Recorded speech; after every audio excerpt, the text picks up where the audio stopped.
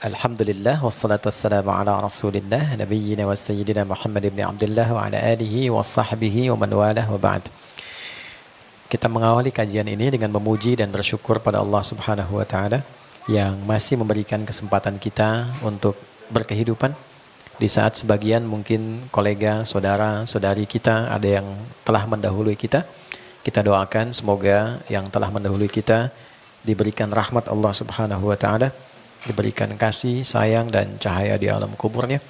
Alhamdulillah di antara sekian yang masih berkehidupan, kita diberikan kekuatan hari ini dengan tetap beriman. Dan itu tidak mudah.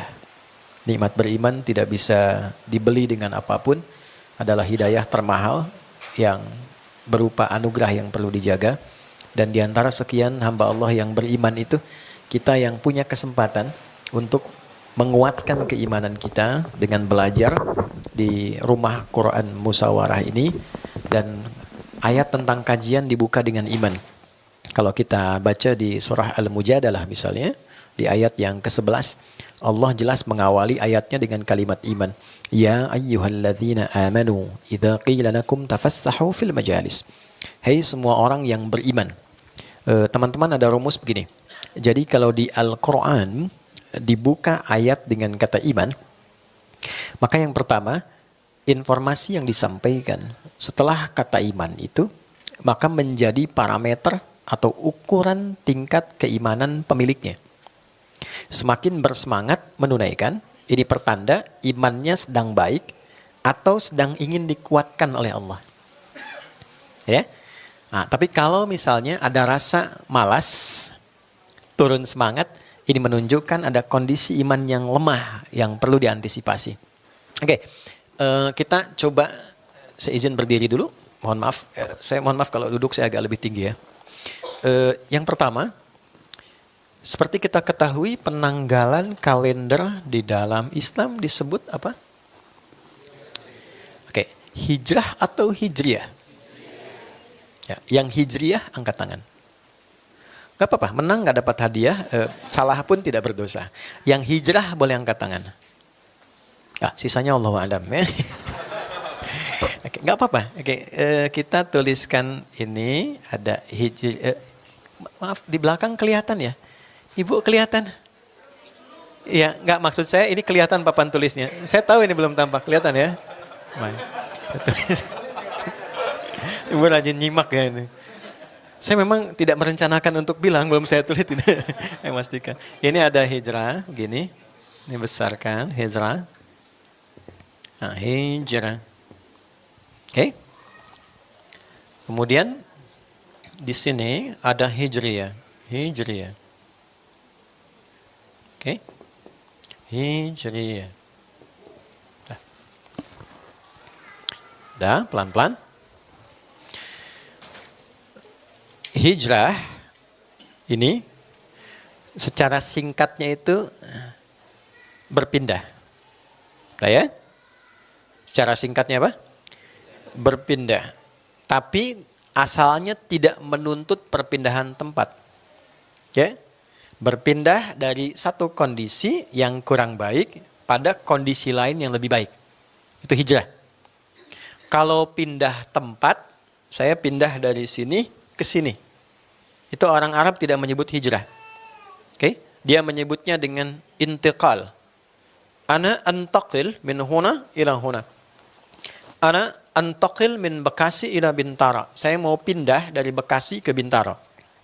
Saya pindah dari posisi sini ke sini. Itu namanya intiqal. Intaqala yantaqil. Naql. Kenapa handphone disebut naqal? Karena bisa dipindah-pindah. Dari sini dibawa pindah kemana gitu. Ya, kalau yang tidak biasa disebut hatif. Kalau ini bahasa Arabnya naqal. Naqal. Ya, fungsinya dua, buat dipindah-pindah sama nakal yang ngantuk.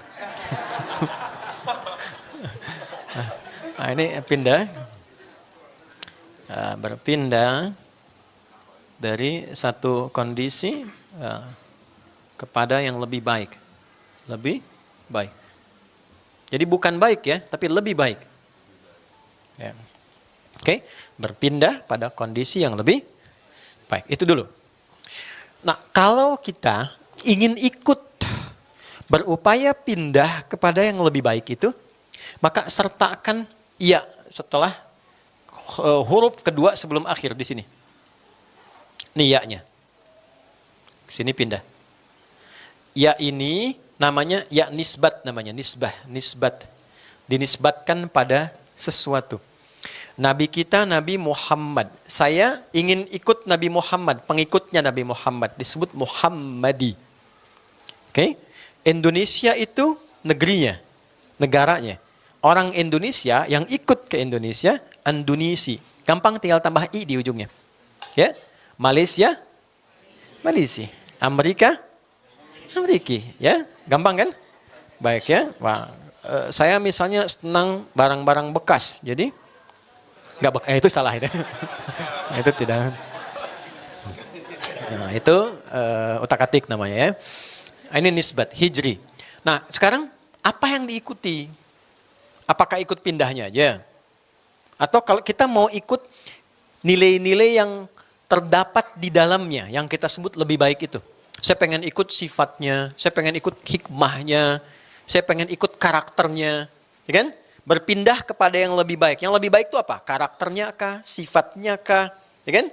Macam-macamkah itu? Maka diletakkan taknya di ujung untuk menyebut kepada atau menunjuk kepada sifatnya, karakternya. Maka ditambahkanlah kemudian ya di sini, diberikan penanda dengan tasydid. Ini taknya menunjuk pada karakter dan sifat. Hijriyah, upaya untuk ikut meneladani sifat-sifat yang lebih baik yang didapatkan dalam peristiwa hijrah. Pergantian tahun di dalam Islam ditetapkan membawa nama ini Hijriyah untuk memberikan petunjuk dan kesan pada orang Islam. Berusahalah punya resolusi yang baru setiap tahun untuk bisa menjadi lebih baik daripada tahun-tahun sebelumnya. Ketika Anda belum menemukan apa standar kebaikan yang membuat kita lebih baik dari sebelumnya, maka belajarlah dari sifat-sifat, karakter-karakter yang terjadi pada hijrahnya Nabi Muhammad SAW. Nah, ini kesimpulan yang didapatkan dari hasil diskusi dari para sahabat utama Nabi ketika sedang bermusyawarah untuk menetapkan kalender yang akan digunakan sebagai pedoman oleh umat Islam. Maka Umar bin Khattab radhiyallahu taala anhu ketika meminta pendapat, ada yang mengusulkan beberapa sahabat Nabi, bagaimana kalau seperti yang saudara kita yang Masehi, Nasrani, ya dengan lahirnya Nabi. Ada yang mengusulkan bagaimana kalau ditetapkan dengan waktu wafatnya Nabi. Kan? Tanggal dengan kalender dengan mengacu pada kematiannya atau wafatnya Nabi Muhammad sallallahu alaihi wasallam. Maka argumentasi ini dimusyawarahkan. Dia terbiasa, ya, sahabat Nabi itu sudah terbiasa wa amruhum syura bainahum, ya. Jadi musyawarah itu sudah ada di zaman Nabi dan ada ayat turun wa amruhum syura bainahum, tapi pakai sin besar bukan pakai sin kecil. Kalau sin kecil musyawarah jadinya. Ya, muda, sakinah, mawaddah dan rahmah. Nah, ini mereka dialog untuk mendapatkan satu kesimpulan, tapi hebatnya gini, setiap orang itu punya argumen, punya solusi. Jadi basicnya argumentasi. Ya, jadi ketika ini mengusulkan dasarmu apa? Nanti didiskusikan dan singkatnya adalah yang terkuat dipandang paling baik alasannya yaitu ide yang diusulkan dalam perspektif sahabat Ali bin Abi Thalib. Beliaulah yang mengusulkan tentang ini yang kelak kemudian ditetapkan berdasarkan dari hasil musyawarah ini sebagai dasar kalender di dalam Islam. Nah, sekarang pertanyaannya, apakah setiap berganti tahun umat Islam bikin pengajian, bikin ceramah, memperingati 1 Al-Muharram, tahun baru hijrah? Apakah semua yang belajar ini atau semua yang datang memperingati ini mendapatkan kedalaman makna ini dan menjadikannya sebagai pedoman menjalani kehidupan di tahun itu seperti diinginkan sahabat-sahabat saat diskusi? Atau itu hanya menjadi seremonial saja, duduk, dengar, selesai, dan pulang? Nah, kewajiban kita lah bagi insan beriman untuk mengembalikan pemahaman ini pada pedoman awal sehingga ketika kita mengkaji itu jadi sesuatu yang kita bawa dalam kehidupan. Nah, inilah yang kita coba bahas di pertemuan siang hari ini, walaupun sebentar, tapi nanti ada makna yang kita bawa. Jelas insya Allah? Karena sudah jelas, mari kita akhiri pertemuan ini. Baik, kita masuk pada intinya. Nah, kalau sudah paham, kita keluarkan materinya. Bismillah. Kita mulai yang pertama. Teman-teman kalau mau tulis boleh, kalau mau disimak juga dilihat lagi nanti boleh. Membahas hijrah, nanti ada 3 pendekatan. Oke?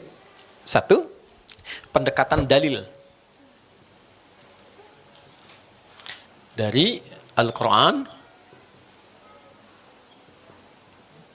dan hadis. Ya. 2, ada pendekatan historis, sejarah. Sudah? Itu biasanya babnya di sirah. Sirah itu ya sejarah. Ya. Oke, sering nanti ada penceramah yang bahasnya tentang bagaimana Nabi hijrah kan? Ya kan? Dari mulai berangkat di tengah-tengah ke Gua Thur dan sebagainya. Yang ketiga, ada pendekatannya pendekatan kontemplatif. Jadi sifatnya evaluasi. Muhasabah. Pernah dengar nggak atau menyimak nggak? Kadang akhir tahun ada muhasabah, gitu kan? Nah ini pendekatan yang ketiga. Sifatnya kontemplatif atau tahannus. Nah, nanti isinya muhasabah. Ini berdalil juga, bukan tanpa dalil. Oke. Ya, sekarang kita coba gabungkan ketiganya dalam durasi yang singkat. Teman-teman, yang pertama, basic tentang hijriyah ini kita keluarkan di ayat dulu, Al-Quran. Untuk ayatnya 1, Quran surah ke-9 At-Taubah ayat 36. 2, saya ambil 3 aja ya, mempersingkat. Quran surah 59 ayat 18. Kemudian yang ketiga, Quran surah 94. Nah ini karena singkat padat, saya tidak sebutkan ayatnya supaya nanti dibaca dari awal sampai akhir. Gampang, ini termasuk surah favorit di bawah An-Nas lah. Ya, ini Al-Insyirah, Alam Nashrah laka sadrak. Ujungnya fa idza faraghta fansab. Oke. Hadisnya. Hadisnya karena durasi kita ambil 1 hadis saja. Hadis. Tapi kita ambil 2 kitab sahih ya. Al-Bukhari nomor hadis yang 10. Kemudian di Sahih Muslim nomor hadis ke-40. Kalau nanti kitabnya beda, ada ikhtisar, coba lihat rawinya namanya Abdullah bin Amr ibn al-As. Ibnu Amr bin As. Abdullah bin Amr bin As. Nah,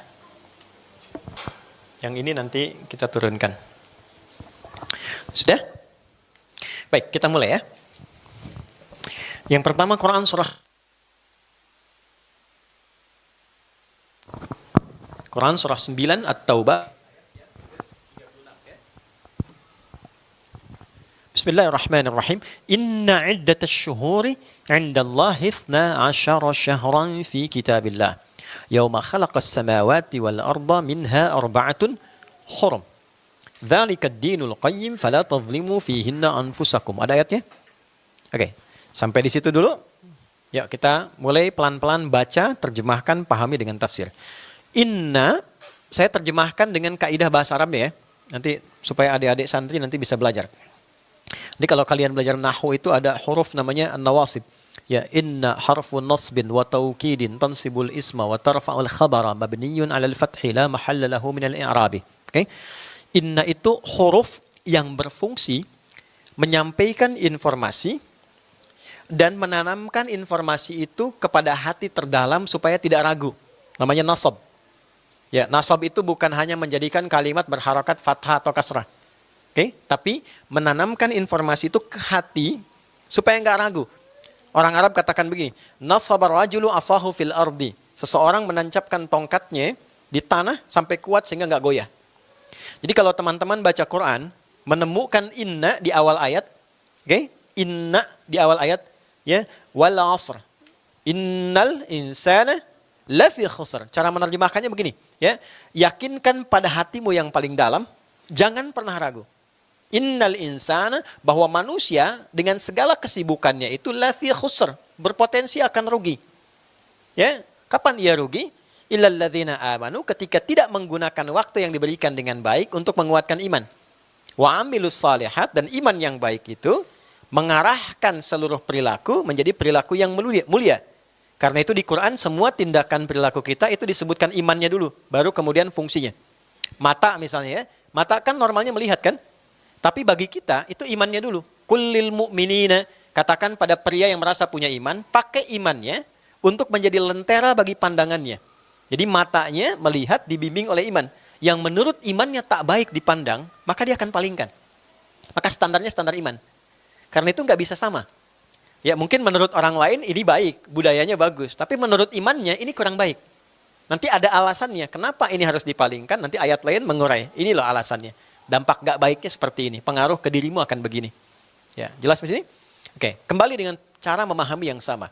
Inna iddatasy syuhuri, ya sungguh tancapkan informasi ini pada hatimu yang paling dalam dan jangan pernah engkau goyah dan ragu. Iddatasy syuhuri 'indallahi, bahwa jumlah bilangan bulan dalam setahun itu yang telah Allah tetapkan berjumlah 12. Al-Quran adalah satu-satunya kitab suci di muka bumi ini yang menyampaikan informasi dengan sangat percaya diri dan kuat bahwa setahun itu 12 bulan. 1 tahun, 12 bulan.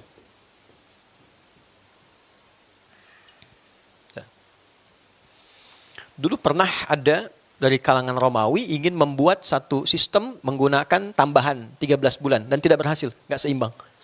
Ya, dan ternyata ketika ingin diseimbangkan lagi, ya setahun dibuatnya 12 bulan. Mau menggunakan pendekatan misalnya matahari basicnya ataupun menggunakan pendekatan bulan ya lunar, itu tetap saja. Ya, kembalinya akan 12 bulan. Nah, poinnya bukan ini. Ini menunjuk kepada mu'jizat terkait dengan isyarat Al-Quran yang dibenarkan oleh ketetapan ilmiah. Jelas? Artinya apa? Jadi kalau secara ilmiah saja itu benar, seharusnya menjadi pintu. Kalau nggak jadi pintu, jadi jendela. Kalau tidak jadi jendela, setidaknya jadi celah untuk menerima kebenaran Islam. Ya, untuk mengenal Tuhan gitu kan. Oke, itu satu dulu.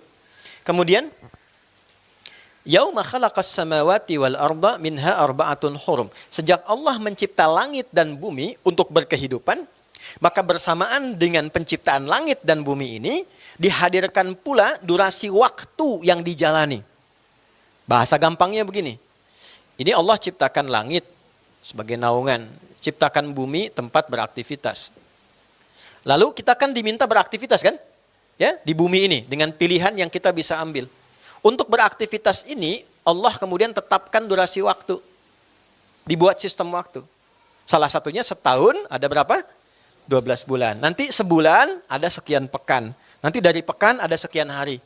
Karena itu nanti ada latihan yang kita sebut ibadah itu, ada ibadah harian, ada ibadah pekanan, ibadah bulanan, sampai ke ibadah tahunan. Oke? Untuk memberikan gambaran bahwa ada agenda yang kita siapkan. Singkatnya adalah, ini ada keteraturan waktu. Nah, minha arba'atun hurum. Dari 12 ini, kemudian Allah mengajarkan kepada kita cara menata agenda. Salah satu yang ditawarkan adalah dibagi ke dalam 3 bagian. Ya, 12 dibagi 3 berapa?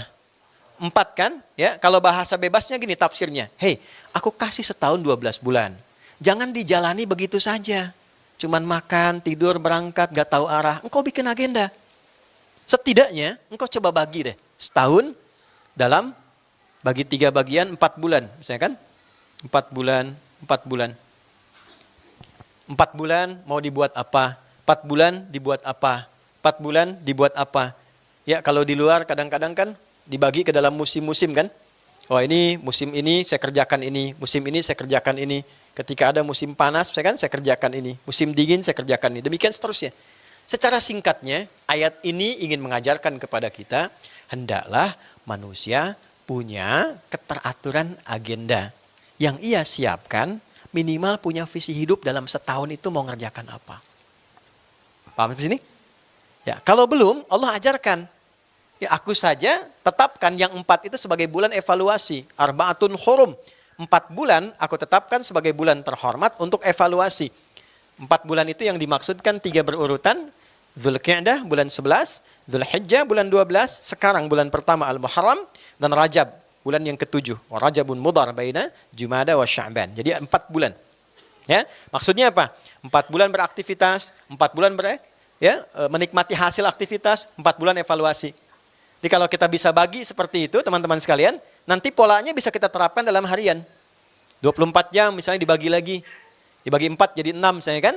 6 jam gunakan apa, 6 jam gunakan apa. Intinya adalah buat hidup ini teratur dengan agenda hidup. Nih, bikin agenda yang teratur. Supaya terencana. Ada nggak kitab suci di muka bumi ini yang mengarahkan kita supaya teratur dalam hidup dengan membuat agenda yang terukur? Nah, Quran mengajarkan itu. Ya, jadi aku ciptakan langit dan bumi, kemudian engkau beraktivitas, aku ciptakan langit teratur, bumi teratur, engkau pun yang hidup harus teratur. Gampangnya begitu. Jangan sampai langitnya teratur, buminya teratur, manusianya tidak teratur. Maka diberikanlah kemudian waktu dengan bagian-bagian yang diberikan petunjuk supaya kita bisa menjalani kehidupan dengan teratur. Paham sampai sini? Oke. Maka diberikanlah kemudian dari agenda ini petunjuk-petunjuk untuk beraktivitas. 1. Agenda yang dibuat minimal setahun kita bagi itu dipandu oleh Al-Quran harus membawa manfaat di setiap tempat yang akan kita pijak. Jadi jangan sampai begini, kita bikin kegiatan, tapi kegiatan yang kita lakukan tidak ada manfaatnya untuk kehidupan kita.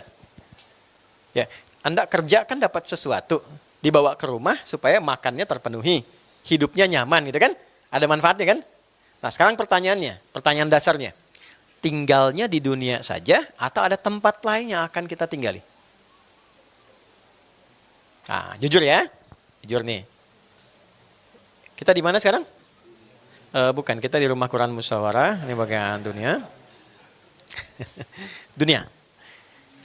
Dunia tempat tinggal bukan? Bukan. Dunia tempat meninggal. Bukan tempat tinggal. Karena kita akan tinggalkan kan? Ya, kalau tinggal kan abadi sifatnya kan? Artinya sementara kan? Ya, meninggal dunia. Artinya kita tinggalkan kan? Tapi kita ada di dunia ini. Otomatis kita bikin kegiatan supaya kehidupan dunia nyaman kan? Enak ya, baik ya. Dalam bahasa Arabnya hasanah namanya. Makanya kita sering berdoa, Rabbana atina fid dunya hasanah. Clear? Nah pertanyaannya, apakah tinggal di dunia saja? Tidak. Kan tiap hari kita ditampakkan, dengar berita. Ada yang telah meninggalkan kita, meninggal dunia. Tadi saya baru lewat Tanah Kusir. Itu kan? Ada makam di dalamnya dan seterusnya. Artinya apa? Satu saat kita juga akan mengalami peristiwa yang sama, meninggalkan dunia ini. Ketika meninggalkan dunia, lawannya menuju tempat baru kan? Oke? Meninggalkan dunia kan pertanyaan selanjutnya kemana? Artinya menuju tempat yang baru. Pertanyaannya kemana setelah meninggal dunia? Bersyukurnya kita orang Islam, itu kalimatnya lengkap, informasinya lengkap, di Quran itu lengkap. Anda silahkan temukan, ada nggak satu buku, ya, bahkan yang disucikan, yang menerangkan kepada kita tentang kehidupan dengan lengkap. Di dunia begini, yang dijalani begini, dari lahir sampai nanti meninggalkan dunia, pergi ke tempat namanya kubur, pembatasnya barzah, kehidupannya begini. Anda nggak akan temukan. Cuma di Al-Quran. Ya, artinya kalau nggak Anda temukan, nggak ada manusia yang bisa bikin itu. Kalau di Al-Quran ada, artinya Quran bukan produk manusia. Jelas ya? Nah sekarang dari dunia pindah ke waiting room dulu ya, di alam kubur. Ya, pembatasnya sebut barzah, baru kemudian di akhir tempat yang tidak ada tempat lagi. Akhir tempat yang tidak ada ujungnya, itu akhirat namanya. Sudah di situ terakhir. Ya, oke. Dzalikal jidar akhir makan wal had fi hadhil qa'ah. Tembok itu batas akhir di ruangan ini. Tapi di luar itu masih ada ruang. Akhir namanya. Tapi kalau saya katakan akhirat, itu ujung sesuatu yang tidak ada ruang setelahnya. Jelas? Nah Allah membuat untuk kita, kalau Allah nggak ada batas kan? Ya bagi makhluk, Allah buat satu tempat yang tidak ada setelah itu tempat lagi. Itu dinamakan akhirat. Jadi dunia, kubur, akhirnya apa? akhirat. Dan tempatnya cuma 2 yang dihuni, 1 transit. Ya, 2 yang dihuni itu yang pertama yang diharapkan surga. Yang kedua yang kita tidak inginkan neraka. Tempat transitnya antara surga dengan neraka namanya A'raf. Bukit tinggi, pertengahan surga dengan neraka, yang terlihat yang di surga sehingga pengen cepat ke situ, terdengar jeritan neraka dan takut kemudian mendengar atau bahkan masuk ke situ. Ini 3 ini. Ini ujungnya. Nah, artinya apa? Tolong fokus di sini ya, karena ini sesuatu yang mungkin jarang diungkap. Teman-teman, untuk dunia saja kita menyiapkan agenda loh. Oke? Sekarang kan teman-teman punya kegiatan. Jam sekian di mana, sekarang ada di sini, nanti malam kemana gitu kan. Dan itu dilakukan karena Anda merasa mendapatkan manfaat dari situ. Kalau teman-teman tidak melihat ada kebutuhan manfaat berada di sini, kenapa Anda harus ke sini? Dan kalau Anda tidak melihat bahwa ada kebaikan ke tempat yang dituju setelah dari sini, Anda nggak akan ke sana. Ya, kita mengagendakan sesuatu karena kita merasakan ada kebaikan yang kita dapatkan, kan? Nah, sekarang ditanya balik oleh Quran. Ketika Anda merencanakan dunia sedemikian detil sampai sekolah, itu kan? Dari awal kan kita sekolah tuh, dari TK, setelah itu S semua kan? SD, SMP, SMA, S1, S2, S3 kan? Sampai dingin, ya kan? Jadi, semua itu apa ujungnya? Supaya kita mendapatkan ketertiban untuk bisa menata agenda kehidupan dan meraih kenyamanan dan kemapanan seperti yang kita harapkan. Oke? Itu dunia. Pertanyaannya, setelah meninggalkan dunia, apakah kita berpikir dan merencanakan yang serupa seperti halnya kita rencanakan di sini? Nah, bahasa dalamnya begini kata Quran, kamu kok sibuk di dunia begitu detil, nanti kalau meninggalkan dunia, di sini udah siap belum? Afala ya'lamu idza bu'thira ma fil qubur? Apakah sudah sadar kalau nanti bangkit di dalam kuburnya, bekalnya apa? Tuh. Dan karena nanti ada turun ayat, orang sibuk dengan dunia, sadar dia akan wafat, tapi tidak menyiapkan diri untuk tempat berikutnya. Anda dari sini pengen ke tempat berikutnya, tapi nggak siap-siap. Kendaraan nggak disiapkan, berangkat nggak siap bekal, gitu kan? Kan lelah, capek. Ya kan? Nah sekarang ditanya balik, nanti kuburnya bagaimana?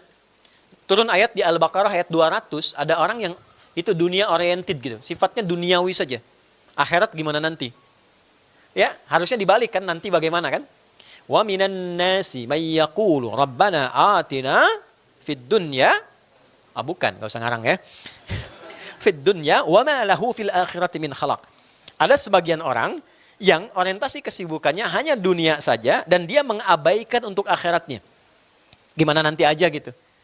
Nah, baru yang ideal itu ayat 201-nya. Wa minhum may yaqulu rabbana atina fid dunya hasanah wa fil akhirati hasanah wa qina adzabannar. Karena itulah orang yang cerdas, apalagi muslim tuh jadi Islam tuh harusnya pintar. Anda boleh cek dalam sejarah, tidak ada orang masuk Islam tidak pintar tuh enggak ada. Ya, orang padang pasir pun begitu masuk Islam ikutan pintar. Itu bahkan logikanya terasah. Orang Arab Baduy masuk Islam, datang pada Nabi. Ya, proposalnya begini, nanti lihat di hadis Muslim, hadis ke-14. Ya. Itu beliau bilang begini, singkat, padat, cepat, dan manfaat. Ya Rasulullah, tolong ajarkan saya ajaran Islam yang simpel aja, yang sederhana, yang gampang, tapi bisa masuk surga. Pintar gak? Ya, dia gunakan prinsip ekonomi yang sangat maksimal kan? Dengan modal yang secukupnya, keuntungan sebanyak-banyaknya kan? Oke, ya, nggak usah berbelit ya. Pokoknya simple aja. Yang penting ke surga. Maka apa jawab Nabi? Ya, ketika dia mengatakan awal kama qala dullana ala amalin yudkhilunil jannah. Ya, ajarkan aku amalan ringkas tapi bisa ke surga. Kata Nabi, ya cukuplah engkau kerjakan yang fardu. Salat fardu aja, nggak perlu salat sunnah. Fardu selama hidupnya. Ya, 24 4 3 4, 2 subuh, 4 zuhur, 4 asar, 3 maghrib, 4 isya. Itu aja, nggak perlu salat sunnah. Kecuali kalau pengen nambah. Naik di level yang standar. Terus Anda kalau zakat aja, nggak perlu infak. Yang fardu aja. Nafkah ada yang fardu, kerjakan. Yang sunnah, nggak perlu. Kecuali kalau pengen nambah. Tapi, jaga diri dari maksiat. Oke, karena modalnya pas-pasan. Supaya tidak terkurangi. Jaga diri dari maksiat. Nah, kemudian apa komennya? Oke Nabi, saya konsisten. Fantalaq kok dia pergi aja. Itu orang Badi itu unik tuh ya. Dia pergi aja. Ya, maka kata Nabi apa komennya? Ya, Anda boleh like dan subscribe ya ketika Nabi komen ini. Kata Nabi, dakhalal jannata in sadaqa atau aflaha in sadaqa. Dia berpotensi ke surga kalau komitmen. Oke? Okay? Dia selama hidupnya cuma fardu salat, fardu zakat kalau punya. Kalau enggak kan enggak berlaku hukumnya. Ya kan? Tapi dia katakan saya jaga diri dari maksiat. Di mana titik kejeniusannya? Karena dia sadar dia tinggal di padang pasir. Dia sudah ukur. Kebayang nggak? Saya kalau mau tahajud malam, angin kencang, tenda terbang. Gak mungkin saya tahajud. Ya kan? Gimana mau puasa sunnah? Untuk sehari-hari aja, nyari untuk makanan tidak mudah. Dan dia sudah lihat untuk maksiat di padang pasir, apa yang mau dilihat? Sinyal mati. Tuh kan? Lihat unta buka aurat, ya memang begitu hewan. Gitu kan? Jadi gak ada potensi yang lain. Akhirnya apa? Potensi terjaga amalnya itu bisa maksimal. Itu yang saya maksudkan, orang masuk Islam itu pasti pintar. Nggak ada sejarahnya masuk Islam nggak pintar itu nggak ada. Jadi kalau masuk Islam kurang pintar, itu ada yang perlu disempurnakan keislamannya. Itu ya teman-teman ya, jadi motivasi itu. Karena semua ayat itu berbicara tentang kepintaran. Anda temukan satu-satunya ya di dalam ketentuan agama, cari. Di mana ada orang baru bangun tidur diminta pintar. Itu keren banget, cuma di Islam. Baru bangun tidur sudah diminta pintar. Baru bangun tidur. Itu ada di Abu Daud nomor hadis 1367 dari Ibnu Abbas radhiyallahu taala anhuma. Kana an-nabiyyu sallallahu alaihi wasallam idza istayqadha min naumihi fajalasa wa masaha bi yadihi min athari naumi faqara Ali Imran khawatim Ali Imran. Adalah kebiasaan Nabi sallallahu alaihi wasallam saat bangun tidur beliau duduk dulu. Duduk supaya darahnya mengalir dengan baik. Kan? Itu sunnah, ada pahalanya. Ada manfaatnya. Wa masaha bi yadihi min athari naumi. Kemudian beliau menghapuskan dulu rasa kantuknya dengan bagian tangan yang bersih. Karena nanti ada hadis lain. Jika engkau bangun dari tidur, cucilah dulu tanganmu karena engkau tak sadar kemana tangan itu berkelana saat tidur. Ya? Nah ini duga tangan yang bersih, bersihkan ngantuk. Jadi bukan langsung alhamdulilladzi ahyana ba'da ma amatana, tidak. Itu dibacakan dalam keadaan sadar. Teman-teman boleh lihat, tuntunan doa itu, tuntunannya dibaca dalam keadaan sadar, bukan nggak sadar. Jadi bangun tidur itu diminta sadar dulu. Sehingga jangan sampai Anda bangun jam 3, alhamdulillahilladzi ahyana ba'dama amatana. Begitu amat kan panjang, ngantuk lagi kan? Sadar jam 6. Ya kan? Nah, diminta sadar dulu. Dalam kesadaran itulah dia merenung, lalu dipandu membacakan 11 ayat terakhir Ali Imran. 11 ayat terakhir itu rencana kehidupan sampai akhirat. Inna fi khalqis samawati wal ardi wa ikhtilafil laili wan nahari la ayatil liulil albab. Baru bangun tidur sudah diminta jadi ulul albab. Ulul albab itu tingkat kepintaran tertinggi bagi seorang manusia. Asalnya dari lub yang paham esensi sesuatu. Jadi ada kayak kelapa ya. Pernah lihat buah kelapa enggak? Kan ya? Kelapa itu kan ada kulit luarnya ya. Terus ada batoknya, dalamnya daging, terus ada dalamnya yang paling enak lagi yang lembut kan? Nah, yang enak yang lembut itu lub namanya. Lub. Itu yang paling enaknya. Jadi ada orang yang kalau misalnya belajar, dia baru level kulit, harus diterangin sampai 3 paragraf baru mengerti. Ya? Ada yang disebutkan 2 kalimat, dia paham. 2 kalimat, 3 kalimat paham. Nah, itu batoknya. Ya? Ada baru diungkap, 3 kalimat dia mengerti. Oh, ke sini arahnya, itu dagingnya. Tapi ada orang yang baru ngelihat, baru disebutkan dia sudah mengerti. Oh, ini yang akan dibahas ke sini. Itu lub namanya. Orang Islam baru bangun tidur sudah diminta menjadi pribadi yang paham esensi kehidupan. Apa yang mau saya kerjakan hari ini? Itu baru kulit luar. Tapi ketika Anda bisa mengatakan, saya punya kebutuhan hari ini, dari kebutuhan ini saya petakan agendanya begini, saya dapatkan ini, saya gunakan waktunya begini, itulah ulul albab. Alladzina yadhkuruna Allaha qiyaman wa qu'udan wa 'ala junubihim wa yatafakkaruna fi khalqis samawati wal ard. Dia padukan zikir dengan fikir. Jadi teman-teman, Islam memandu kita dalam setiap kegiatan harus ada agenda yang terukur. Dan ukuran itu jangan hanya dicukupkan ke dunia, karena kita akan meninggalkan dunia. Ya, usahakan sekali mendayung, 2-3 objek terlampaui. Kita mengerjakan kegiatan, ada benefit dunia, alam kubur dan akhiratnya. Maka turunlah Quran surah 59 ayat 18. Ya ayyuhalladzina amanuttaqullaha wal tanzur nafsum ma qaddamat lighad. Hei orang-orang beriman, yang tidak beriman tidak hai. Ittaqullah, yuk tingkatkan takwamu sama Allah. Cara meningkatkan takwa itu ternyata salah satunya menyusun agenda hidup. Jadi takwa itu bukan perkara Anda ke masjid, tidak ke masjid. Jamaah, tidak jamaah. Takwa itu banyak. Takwa di rumah tangga ada. Takwa di kampus, di sekolah ada. Ya, sekarang takwa di agenda kehidupan juga ada. Jadi orang takwa itu diantara cirinya, orang yang hidupnya teratur. Gitu. Keteraturan itu dia tuangkan dalam bentuk agenda dan visi kehidupan. Kapan? Sampai kapan? Ila ghad. Ghad itu kalau tanpa alif lam nggak ada batas sampai ujung. Kalau ada alif lamnya dibatasi yang esok. Ya? Wal tanzur nafsum ma qaddamat lil ghad. Siapkan dirimu untuk buat agenda demi kehidupanmu sampai akhiratmu, sampai sini. Oke? Nah, sekarang dalam setahun itu coba dicek ya. Setahun kemarin lah 1446 atau 446. Setahun lah, kurang lebih selama setahun. Kegiatannya lebih banyak dunianya apa akhiratnya? Itu dulu. Kalau Anda lebih banyak dunianya, keliru. Kalau Anda dominan akhiratnya, keliru juga. Karena dalam Islam ada keseimbangan dunia dan akhiratnya. Porsi dunia itu dikerjakan, porsi akhirat itu diraih.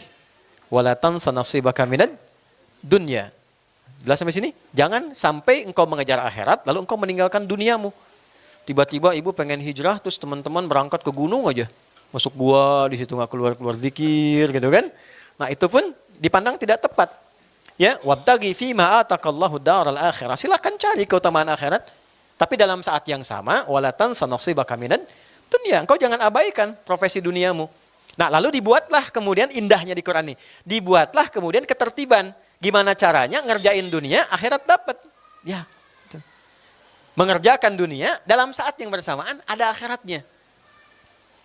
Itu yang indah. Terus diminta disusun supaya hatinya lapang. Maka turunlah surat tentang kelapangan di ayat 3 Quran surah 94 itu. Alam nashrah laka sadrak wa wada'na anka wizrak alladhi anqadha dhahrak. Kalau engkau bisa punya agenda, itu membuat dirimu lebih lapang. Jelas dalam menunaikan aktivitas. Bukankah aku sudah lapangkan keadaan hatimu? Itu kan yang membuat beban-beban itu terasa ringan. Ya, dalam bahasa tentang tafsir agenda ini, kalau Anda, saya, kita memiliki aktivitas yang terukur, punya agenda yang baik, itu lebih ringan, beban-bebannya tertuliskan. Ya, coba kalau punya masalah tulis deh. Di catatan Anda yang bisa dihapus, bisa dibakar. Bukan di status yang bisa dibaca oleh orang banyak. Gak nyangka ya, dia jadi begitu. Nyangka itu. Ya. Orang yang bilang gak nyangka, dia sedang nyangka. Ya, boleh, curhat tuh yang paling enak, boleh. Silakan sama Allah bisa. Tuliskan supaya ringan. Setelah itu, selesai. Itu ada di Quran. Ada curhat dengan bahasa sama Allah saat sujud. Ada di surat Yusuf tuh, ayat 86. Innama ashku bathi wa huzni ilallah.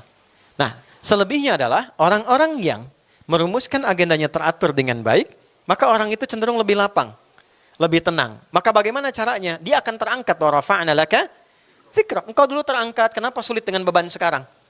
Kesulitan beban yang dirasakan, selain karena hatinya kurang lapang, agendanya kurang teratur. Jadi orang yang tidak teratur hidupnya, itu pasti punya beban. Gak jelas itu. Ya, kalau pengen diurai, masalah diurai.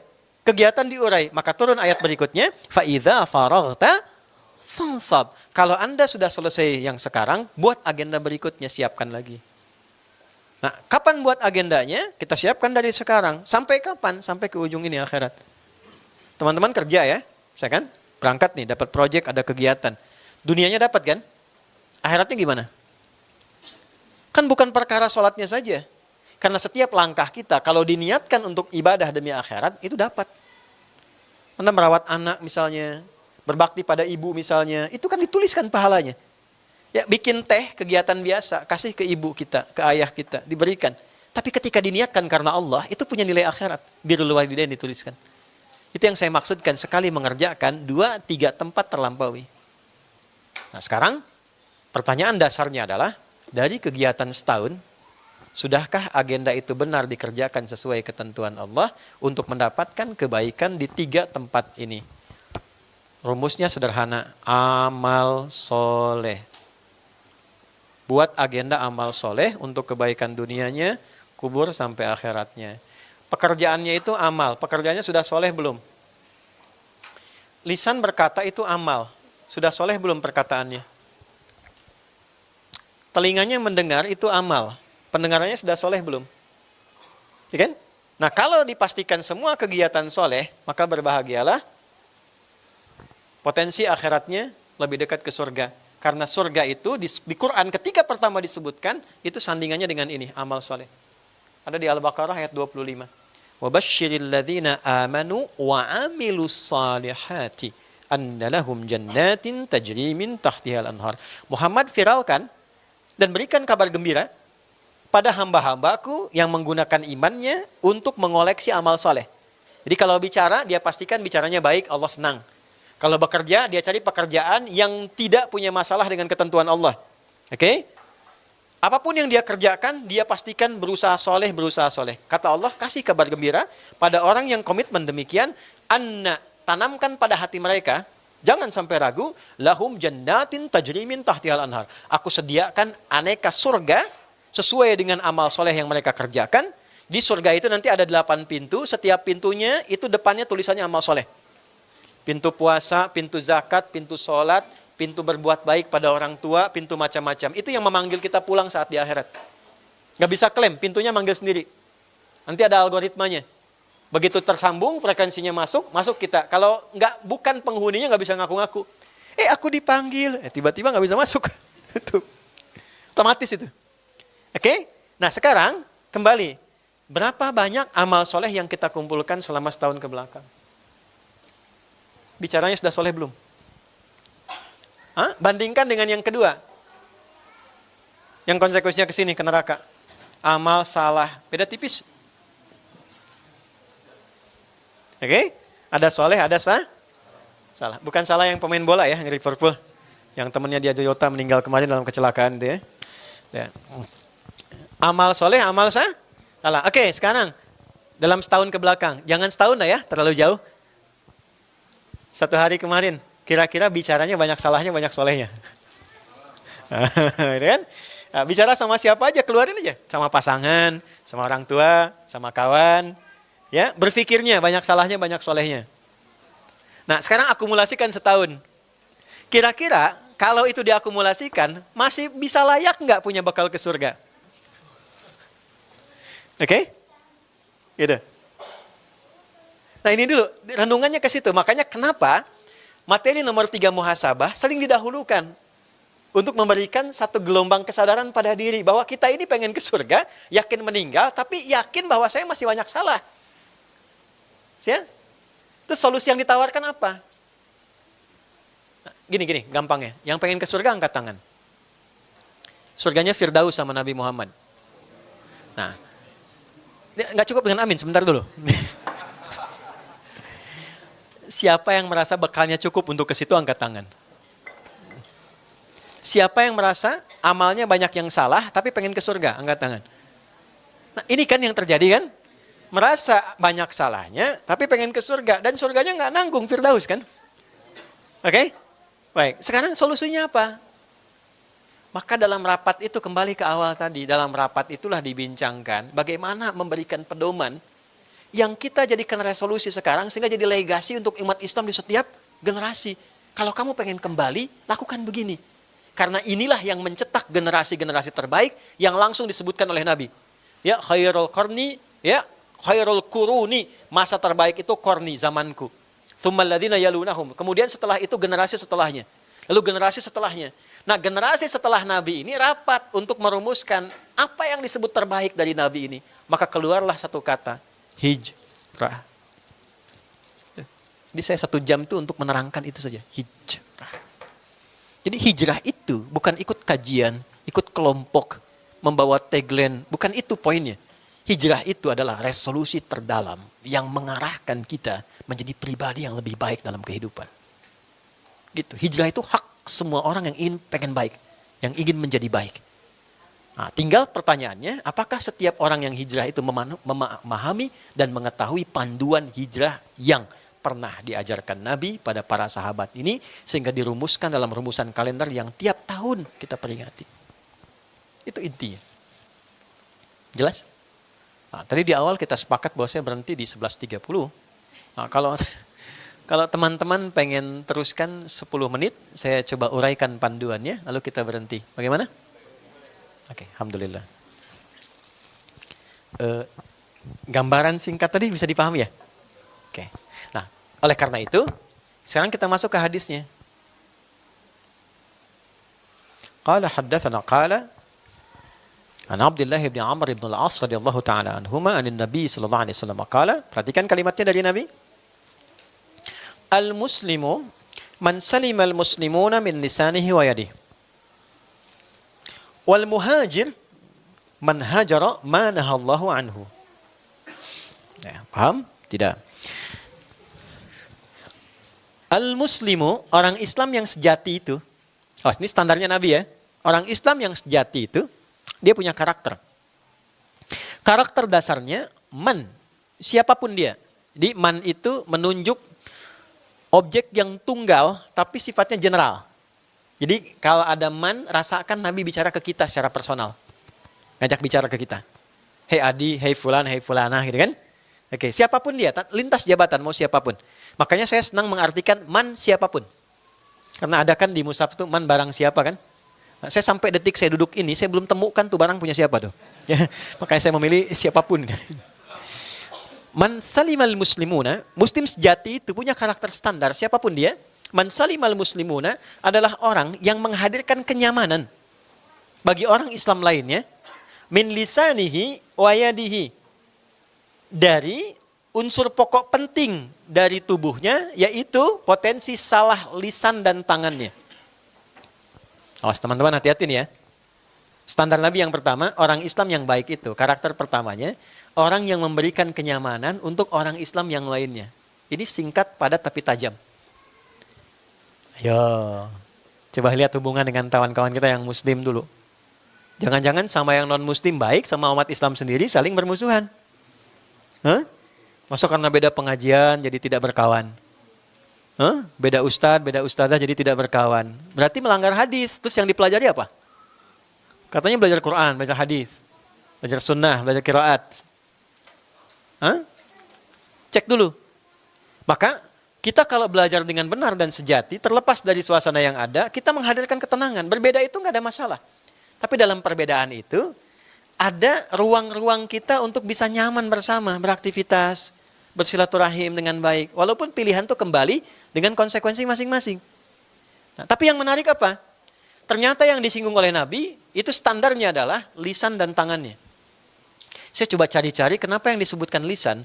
Karena ternyata lisan itu juru bicara, kata Imam Al-Ghazali itu di kitabnya Ihya Ulumuddin, lisan itu juru bicara dari semua keadaan yang dirasakan oleh hati dan tubuh kita. Kan? Kalau pengen tahu seseorang hatinya ingin seperti apa, lihat bicaranya bagaimana. Kelihatan getarannya. Apakah marah, apakah sedang maaf sekali, ya sedang cuek, apakah sedang perhatian, dari bicara kelihatan kan? Ya. Kalaupun dia nggak bicara, dia keluarkan dengan tangannya. Dulu kita cari-cari gimana tangannya. Tafsir ulama dulu itu tangannya yang ngambil ini, melakukan ini. Sekarang saya baru paham, ternyata tangan pun ini juru bicara lisan. Kalau lisannya diam, tapi tangannya nulis status kan jalan. Hah? Makanya kenapa wudu, dalam wudu di Quran surah 5 ayat 6, itu kan basuh tangan tuh dari sini ke sini. Ya, wa aidiakum ilal marafiq, dan tanganmu dibasuh sampai ke siku. Jadi ayatnya bukan mengatakan siku ke sini. Walaupun kalau Anda wudu buka keran begini, wudunya sah. Tapi yang bagus ambil dari sini ke sini. Ya, kenapa? Salah satunya ternyata untuk mengevaluasi seluruh organ tubuh yang digunakan dalam berinteraksi. Karena itu kenapa setelah wudu doanya doa taubat. Asyhadu an la ilaha illallah wa asyhadu anna Muhammadar Rasulullah. Allahumma ij'alni minat tawabin. Ya Allah, jadikan aku orang taubat. Apa taubat itu? Taubat itu kembali dari jalan yang salah ke arah yang soleh. Jadi kita sambil wudu itu mengoreksi bagian tubuh supaya benar fungsinya. Makanya di hadis Muslim, kalau orang benar wudunya, bersamaan dengan jatuhnya tetesan air, jatuh pula potensi dosanya. Kenapa dibasuh dari sini? Saya baru mengerti. Karena yang banyak digunakan itu ini. Ibu, teman-teman yang perempuan kalau bikin status kan nggak begini. Begini kan? Oke? Nah, makanya yang standar pertama, coba deh selama setahun ke belakang, lisannya udah nyenengin orang belum? Nah, terus tarik dulu ke dunia hidup kita yang nyata, jangan jauh-jauh dulu. Saya sebagai suami kalau bicara istri nyaman nggak? Ya kan? Orang tua nyaman nggak? Baru ke teman. Kita nulis sesuatu, orang nyaman nggak? Intinya apa? Orang yang baik, orang yang benar, adalah orang yang dimanapun dia berada, orang merasakan nyaman dengan hadirnya dia. Itu poinnya. Dan itu bisa dilakukan dengan melatih pertama kali inti dari hasil atau juru bicara dari jiwa kita, yaitu lisan dan tangan. Nah, kalau belum mampu menjaga itu dengan baik sehingga banyak kesalahan yang dikoleksi, maka lanjutkan hadisnya.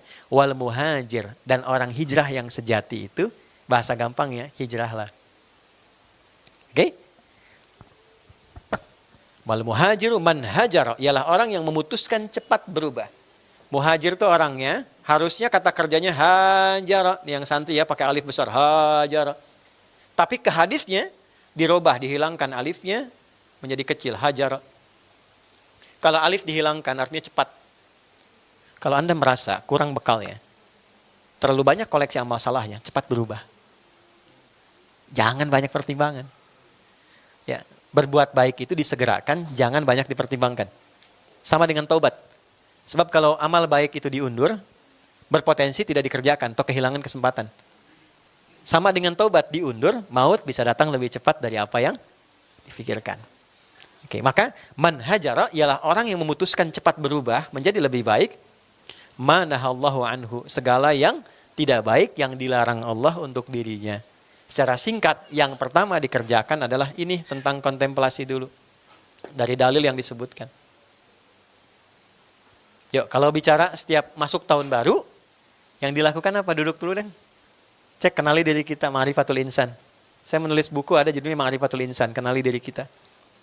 Tulis satu-satu, dari atas kepala sampai ujung kaki. Teman-teman gak usah panjang-panjang ya, setahun berapa hari ya? Kurang lebih 365 hari ya, kalau kita hitung kan. Ya, yang menggunakan pendekatan Masehi ya, yang solar ya. Kalau yang lunar kurang lebih 356-an ya. Bagi coba dengan tubuh kita. Tubuh kita ada berapa organ? Dari ujung kepala sampai ujung kaki. Bagi, misal, ya dari kita ambil dari rukun sholat aja yang turun, kita ambil misalnya 13 kan ya, turunan ke bawahnya. Bagi misalnya 13, 365 bagi 13. Ya, atau bagi misalnya ke berapa bagian, 10 lah, misal kayak supaya cepat. Beberapa bagian untuk menggenapkan saja. Maka dibagi kepala, terus kepala bagi lagi mata, telinga, lisan. Nanti setelah itu dari mata turun ke, jangan langsung ke hati. Dari lisan dulu, terus ke tangan, ya, baru ke hati sampai ke ujung kaki. Nah, ini yang dilatih 365 dibagi. Misal, sepekan ini saya pengen latihan mata. Ya, gampang bagi 12 deh, 12 bulan. Maka sebulan pertama latihan mata dulu, memandang yang betul. Sampai terasa pandangannya pakai iman. Sampai terasa betul imannya. Itu membimbing mata itu untuk memandang. Sampai terasa bahwa ini pandangan iman. Ya, jelas gak? Dulu ada grup nasyid tuh dari Malaysia tuh. Pandangan mata selalu menipu. Ada ya? Yang gitu ya? Pandangan hati selalu. Ada ya? Kalau nggak salah tuh. Saya pernah ingat itu ada tahun 90-an itu kurang lebih. Nah, harusnya Anda yang hafal ya. itu latihan tuh, pandang mata. Enak. Sampai kita merasa nyaman. Oh, saya tahu ada iman dalam mata saya. Nah, dari mata nanti baru turunkan ke telinga dulu, tengah-tengah. Latihan bulan depannya telinga. Sampai telinga merasa nyaman. Setelah itu lisan. Sampai merasa bahwa ada iman dalam lisan itu. Nanti puncaknya sampai ke kaki. Sehingga nanti menjadi Quran yang hidup. Qurannya bukan sekedar dibaca. Jadi matanya memandang pakai Quran. Telinganya pakai Quran. Sampai ke ujung kaki. Sampai menjadi kalimat wa innaka la'ala khuluqin azim. Ya, khuluqul Quran. Dia menjadi Quran yang berjalan. Manusia seutuhnya. Kalau sudah seperti itu, maka semua bagian tubuhnya dipandu oleh Allah. Dia berperilaku dengan kasih sayang sehingga orang merasa nyaman. Hamba Allah yang diliputi kasih sayang. Bahasa Arabnya ibadur rahman. Maka turunlah ayat di surah Al-Furqan itu. Wa ibadur rahmanil ladzina yamshuna 'alal ardi hauna wa idza khatabahumul jahiluna qalu salama. Hamba Allah kalau sudah punya sifat rahman itu indah. Bergaulnya nyaman, orang senang. Kalau diprovokasi dia keluar kalimat yang meneduhkan, menyejukkan bagi banyak orang. Itulah inti kita sebagai muslim. Itulah hijrah. Nah, jadi kalau kita sekarang katakan saya pengen hijrah, Sederhananya, kita pengen menata diri kita lebih baik dari sebelumnya. Tinggalkan yang dinilai tidak baik menurut Allah dan Rasulnya. Pada akhirnya, kita akan meninggalkan dunia. Jadi kalau Anda masih merasa bahwa demi dunia saya mengerjakan itu, maka diingatkan Anda meninggal. Makanya kenapa urutannya setelah itu kuburan. Gitu ya. Kalau Anda cek di surat Abasa itu lebih jelas lagi. Ya, kalau kita buka dari ayat 24 ya sampai seterusnya, tsumma amatahu fa'aqbara. Sesibuk apapun Anda, pada akhirnya Anda wafat. Kalau dibuka dari ayat 17, qutilal insanu ma akfara. Duhai, sibuk banget sih ini. Ya, yang merasa sibuk sampai jauh meninggalkan perintah Allah. Ma akfara, kenapa engkau begitu menyelisihi apa yang Allah telah tetapkan karena kesibukanmu? Bahasa gampangnya gini, sibuk apa sih sampai lupa ibadah? Kan? Min ayyi syai'in khalaqah. Sebetulnya kamu dicipta dari apa? Kamu tuh kecil. Naik gunung aja kerasa kecilnya kok. Di alam semesta kerasa kecilnya. Ya? Min ayyi syai'in khalaqa min nutfatin khalaqahu faqaddara. Ya, Anda itu kecil, awalnya perpaduan spermatozoa dengan ovum Allah rawat, lalu lahir, tsummas sabila yassara, terlahir, berkehidupan, terus merasa sibuk, lupa bahwa akan meninggal. Tsumma amatahu, kamu meninggal loh. Fa'akbara, setelah itu dikubur. Nah, jadi kalimatnya simpel tapi dalam. Engkau sibuk mencari duniamu tapi lupa hanya untuk bahkan kuburmu sebelum akhiratmu. Nah, kalau Anda lupa di situ, saya lupa, kita lupa, balik hijrah. Wal muhajir, hijrahlah yang sejati, balik lagi. Jelas sampai sini? Nah, itulah kalau kita pengen mulai menguatkan karakter itu pada diri kita, ingin memulai karakternya, maka tambahkan ta, kemudian ikutkan ya. Ya nisbah, maka berubah jadi hijriyah. 1447 Hijriyah. Maksudnya apa? Setelah 1447 tahun dari peristiwa hijrahnya Nabi, apakah kita termasuk orang yang berkomitmen untuk berubah jadi lebih baik seperti dulu Nabi dan sahabat meninggalkan keadaan untuk menjadi yang terbaik? Nah, itu kesimpulannya. Terus prakteknya gimana? Harus pakai sirah. Coba lihat perjuangannya. Nabi untuk berubah itu nggak mudah, teman-teman. Naik gunung dulu, lewatin 6 bukit, turun lagi, terus tinggal dulu di dalam gua Thur berapa lama, jalan lagi 400 kilo, antum tempat enak, tempat ngajinya bagus, AC-nya nyala, sound systemnya bagus, setelah ini ada makan bareng-bareng snacknya gitu kan. Nah, kalau dengan semua ini belum membuat kita lebih baik, perlu difasilitasi apa lagi?